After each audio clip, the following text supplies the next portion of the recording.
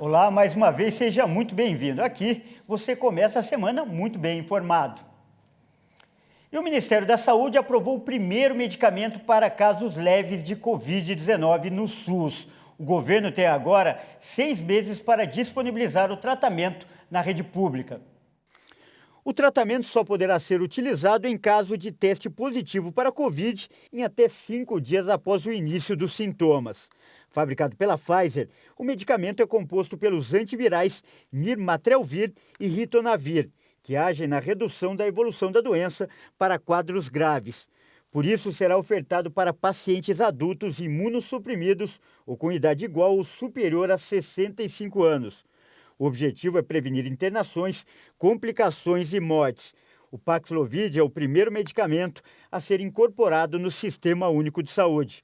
Após a publicação da resolução no Diário Oficial, que aconteceu na última sexta-feira, dia 6 de maio, o Ministério da Saúde tem 180 dias para disponibilizar o tratamento na rede pública.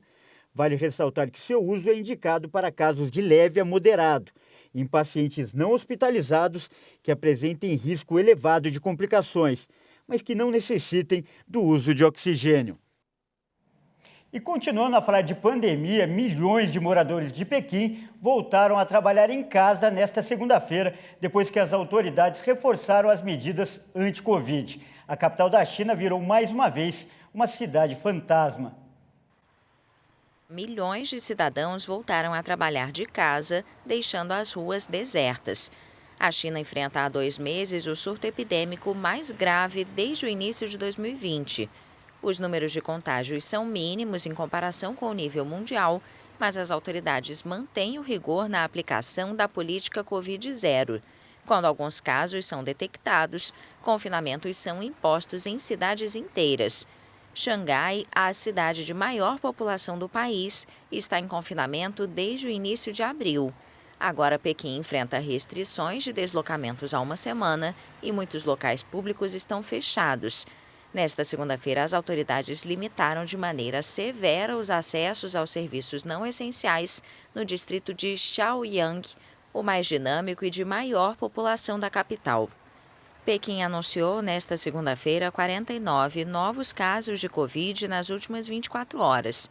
Em Xangai, o número de contágios ficou abaixo de 4.000, depois de superar 25.000 em apenas um dia no fim de abril.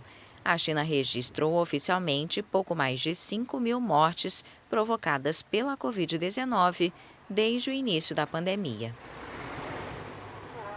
E o governo talibã no Afeganistão ordenou que as mulheres cubram o rosto em público. O descumprimento dessa regra pode acarretar na prisão ou então na demissão do pai ou de um parente masculino mais próximo dessa mulher que for flagrada com o rosto descoberto fora de casa.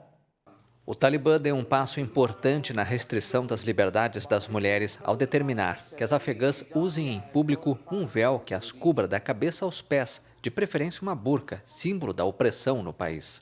Até agora, o Talibã exigia que as mulheres usassem pelo menos um hijab, um véu que cobre a cabeça, mas deixa o rosto descoberto, enquanto recomendava o uso da burca. Este é o primeiro decreto nacional sobre o assunto. Qualquer pano que cubra o corpo é hijab, mas não deve ser transparente para revelar o corpo e não deve ser apertado para revelar os órgãos do corpo.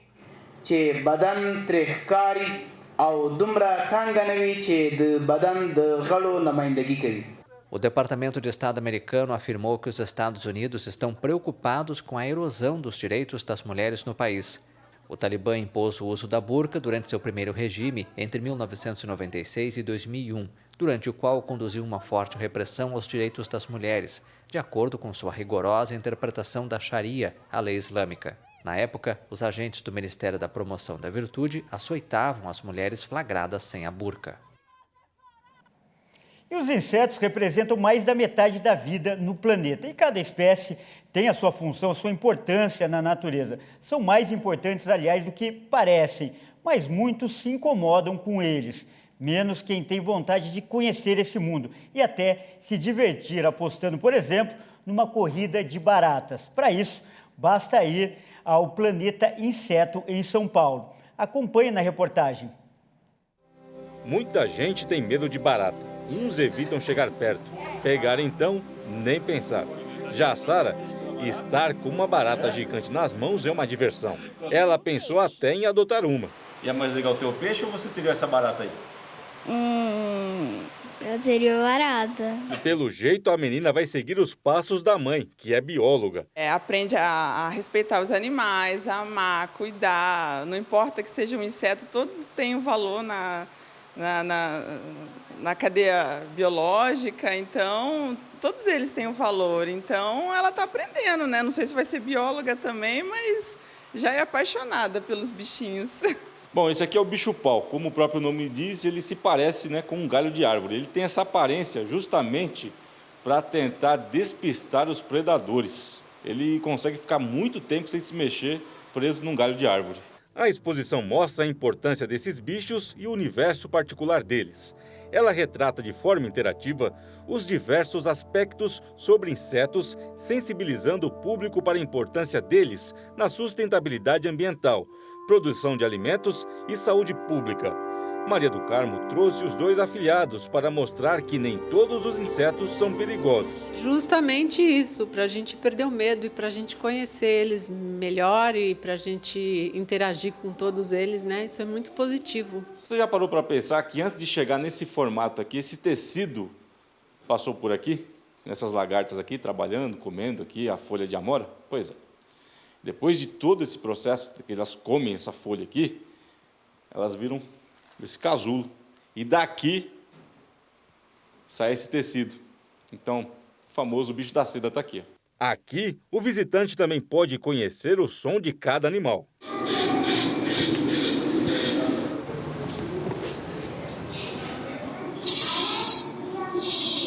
A ideia da exposição, inicialmente, é desmistificar os insetos para o público, né?